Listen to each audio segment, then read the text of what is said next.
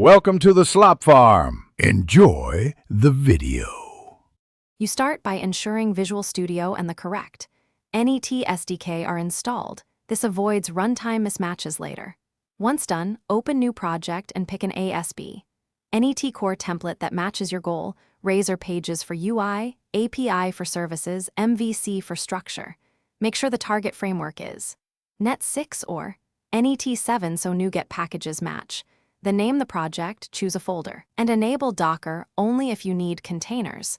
Proceed to create the project. Now you wire up your app, inspect program.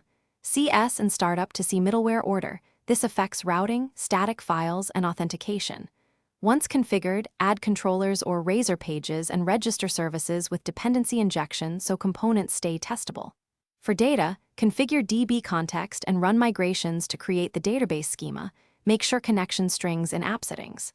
JSON match your environment. During development, use the debugger and browser link to iterate quickly.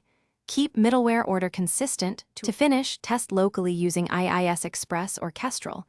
Confirm HTTPS and port settings in launch settings. JSON. Once stable, publish.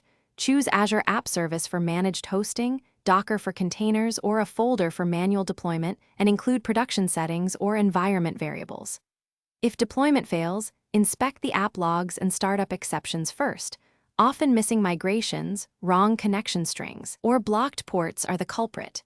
If that happens, revert to local logs, rerun migrations, and confirm and